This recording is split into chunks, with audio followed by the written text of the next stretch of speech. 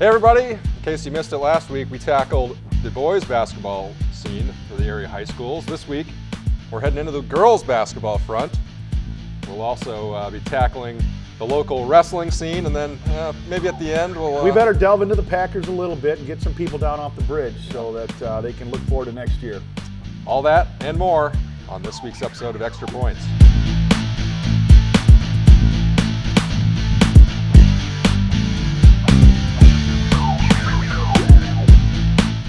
Welcome to Extra Points. I was just thinking we didn't really wear our blue, white, green, or gold. This is kind of Craig Parker week, but I guess we'll remain unbiased as we get you through this week's episode of Extra Points. This is Gazette sports reporter John Barry. I'm Eric Schmolt, sports editor, and we're here to tackle the local high school sports scene as well as talk some Packers. Last week we talked about boys basketball. Let's jump right into girls basketball scene this week. Any just initial thoughts? We're more than halfway through the girls scene. Man, the tournament's pretty much right around the corner at this point. Anything just off the top of your head as we hit the stretch run for the girls here? Well, no disrespect to the boys, but we certainly have, I would say, better state candidates on the girls' side than we did in the boys' side. Not that the boys, there aren't some teams out there that could, work their magic in the postseason, but I think when you look at the girls, and you've got to start with Whitewater and Janesville Craig. Those two teams both with, I would say pretty good opportunities to at least get a chance to go to Green Bay and play at state. I got a chance to see Whitewater play last night. Judy Harms has got a very, very good team. They're big, they're athletic, and, I think the one thing that stands out is very unselfish. Boy, they pass the ball. They don't care who gets the points, and they came into the week ranked third in Division I. Dodgeville got beat pretty soundly last night by Cuba City. So the Whippets are poised to probably maybe take over the number one spot and certainly move up to number two. They play Palmyra Eagle on tomorrow night, Thursday. And, a chance for them to really, they made their statement against Broadhead.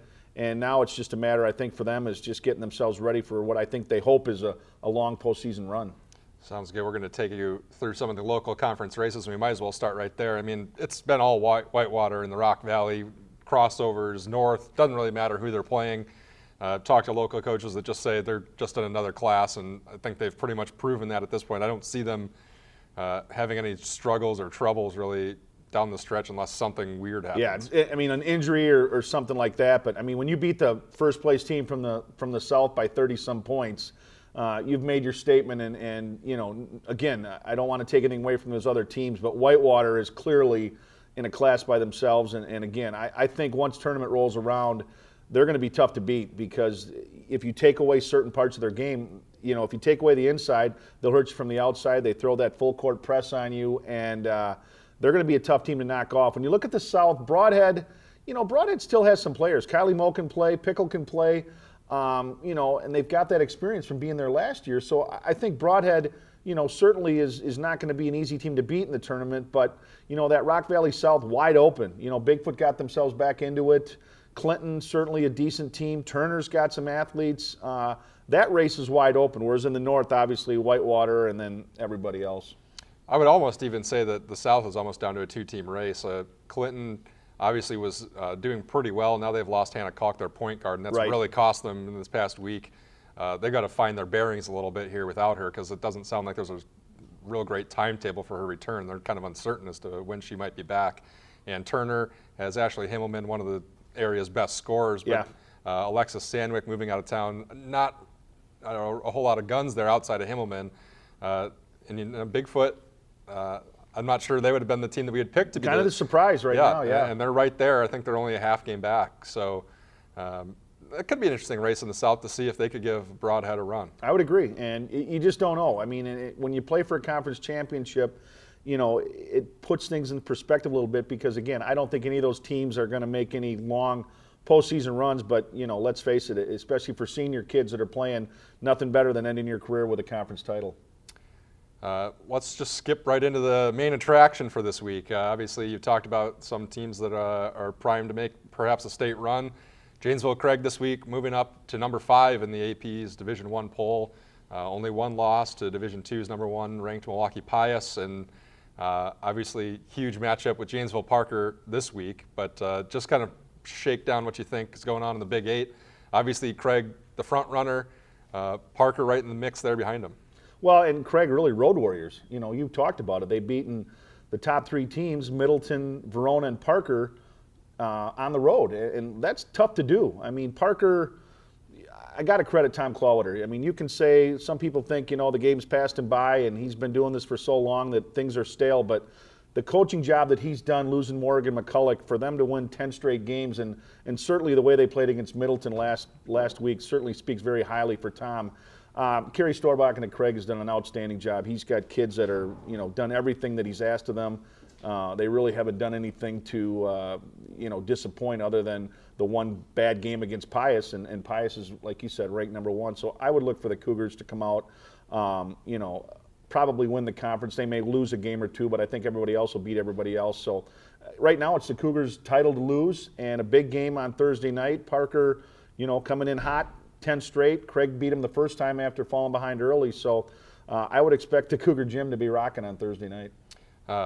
Craig's got Delaney Schoenenberger, Al Hughes, 2 really great guards that are, you know, combined for about 35 points a game or so.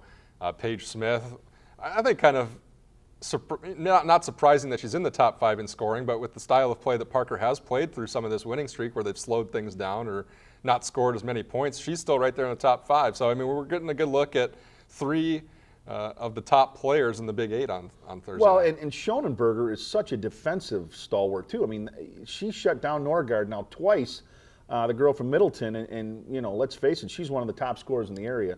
Al Hughes, I mean, the Big 8's reigning player of the year, and she's done nothing to warrant not winning that award again this year. I mean, she's as good a player around as I've seen. And for Parker, you know, because their offense is so predicated on, you know, making so many passes and being so deliberate, that Smith gets a lot of backdoor cuts because teams just kind of, after a while, they get tired of playing defense. And that's exactly what Clowder wants teams to do, is to tire out. It opens up the back door, the baseline, and a lot of times Parker's getting easy looks, and Smith's the beneficiary of that. I don't see Craig really having that problem or that lack of focus when it comes on the defensive end. So, No. I mean, I expect Craig to win at home, keep this unbeaten streak rolling, but you've got to imagine Parker a lot of incentive after letting that first one slip away, probably a lot of motivation to come back and try to get this I would one. think so, and let's face it, does it come down to, you know, Parker with a revenge factor? But again, they're playing so well, but Craig seems to have Parker's number lately. You know, I think they've beaten him 4 or 5 straight times, and that might be in the Parker girls' heads a little bit, and, you know, especially for the seniors like Smith, you know, and Jessica Thompson and Foster, you know, this may be the last time playing Craig, and certainly you don't want to end your high school career losing 6 straight times to your crosstown rival. That's what's on tap this week. We've also got an interesting wrestling duel on Thursday. We had one last Thursday, and both of them come out of Milton, which really looking pretty strong here in the midseason for wrestling programs in the area. I think Pat Yauk's got a great group. He knew he would. It was kind of just a matter of will they mesh together. We saw some things at the end of last year where maybe not making weight, not being focused on things like that. They seem to have it at least at mid-season. Last week got a huge win over Stoughton in the Badger South that will probably secure another conference championship, the dual meet title, and now they're going to go up against Evansville, an intriguing matchup of top 5 teams, one from Division I and one from Division II, so we'll see how they kind of match up with each other division-wise, but Milton's got it rolling. You hit it right on the head there. I mean, it's Division I against Division II, and in that case, it does make a big difference because you've got a lot bigger pool to choose from. But you know, you got a chance to cover Milton and Stoughton. I watched a lot of it on the internet, and very impressed with the Redhawks. I think their depth more than anything. You know, they put guys in the lineup that they bumped up a little bit, and they came through big for them. And you know, it wasn't so much beating Stoughton as, you know, they handled them pretty well. I mean, it was a pretty convincing win for the Redhawks. The Blue Devils certainly are, you know, as good a team around, and a good chance to get back to the state team wrestling tournament. They again have some studs. I'm just not sure they have the depth that Milton has, and that may be their downfall on Thursday night. I would think so too, but I mean, you would think I wouldn't be a huge surprise to see both these teams at Team State. Yeah. Evansville Albany was there last year, and they didn't really lose a whole ton from that team. They haven't done anything this year that would make you say, whoa, what's going on? They've taken care of business the whole way through. And Milton so far has done the same, coming off that sectional team final against Stoughton last year where they lost narrowly on the road. They would meet up again, I think, in Verona this time around. That would be their biggest hurdle. And I don't think there's any question when you look at the 5 sports taking place in the winter that we're the strongest in this area in wrestling. I mean, you're going to see, you could see two teams at the state team tournament, and you're going to see an awful lot of individuals at the state tournament as well, and you may see some state champions. There's enough good kids in the area that are ranked in the top 5 right now that have an excellent chance to certainly get in the podium at state and finish in the top 6. Eric Furseth from Janesville Craig is undefeated. He really hasn't been tested at 113 pounds. And, Broadhead with 3 very good wrestlers in Body, Coldren, and Maurer. And then, Evansville again with a Jordan Meyer, obviously. Jordan Meyer, another runner-up last year. Yeah. Milton could have a couple, really, if you think about it. They've Nolan Shea, a former state champion. And they've had guys come out where you have maybe not expected it from them before, and they've won state championships, so you can't really rule anybody out once they make it to state. And Elkhorn, I mean, that program after last year kind of taking a dip a little bit. Ken Reynolds has done a great job of getting that program, and not that it ever went away, but certainly back to where, they're kind of the kings of the Southern Lakes. And the Southern Lakes with Burlington and Waterford is a pretty good conference. So a big shout out to the Elks, and they're another team with a lot of individual talent, and another team that if the chips fall right, they can make it to the state team tournament. Sounds good. We'll shift focus for the end here, try to talk some people back a little bit, maybe. Yep. Back off the ledge. By this point, I would say that they've probably, you Packer fans have probably heard enough about what happened Sunday. Yeah. We can probably put that in the past, and maybe let's look a little forward and say, I mean, when you go through a loss like that on Sunday, what do you expect maybe from this team? Do you expect next year them to bounce back and use that as motivation, or do you expect this loss to be something that drags them down moving forward? Well, I think once you, like you said, you get over the shock value, and I think Monday was the shock, and now today you start to move into the anger part of it is, how did this happen? How could this have happened? We played so well for 55 minutes. We had everything. We had the game where we wanted it, and it just slipped away. And I think moving forward, Mike McCarthy's not going anywhere. I mean, let's face it. People are calling for his head and saying that they're conservative and he didn't step on the gas. And it's probably true, but it's hard to argue with Mike McCarthy's track record. He's done a great job at Green Bay.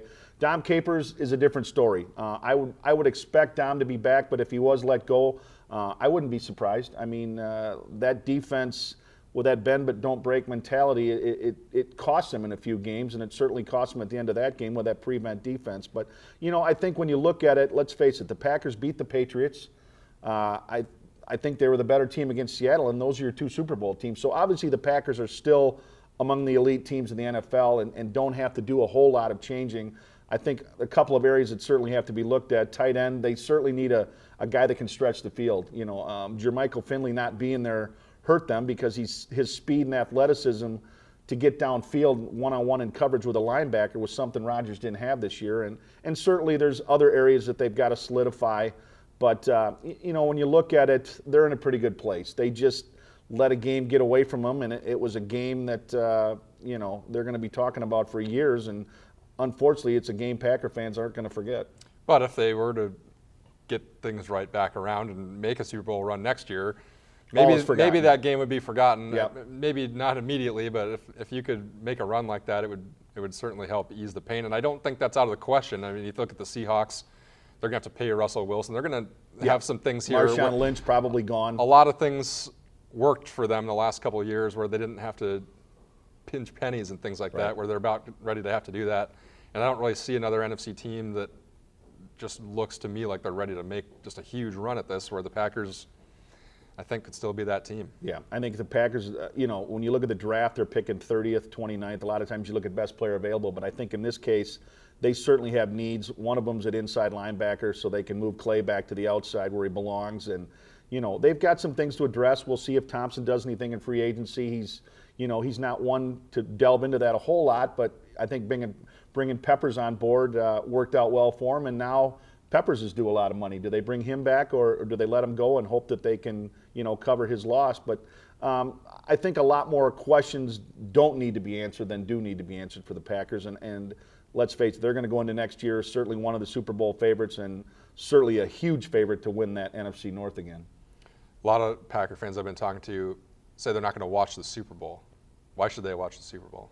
Well, for me, I'll watch it, because I'm a Russell Wilson fan, and an interesting part is there's 6 ex-Badgers playing in the Super Bowl. Sort of. Some of them are all some of them are, yeah. Whatnot. But I mean, that's more than any other college, and it's a Super Bowl. It's the most watched event in sports. I think having 2 weeks to get over it and cut your losses and realize that we're not there. It's disappointing, but it's still the Super Bowl. And I would tell people, you can say you're not going to watch it now, but I think when it's kicked off on 5/28, people will be tuned in. They'll be watching it. They just might not be maybe as attentive as obviously they would have been had it been Green Bay.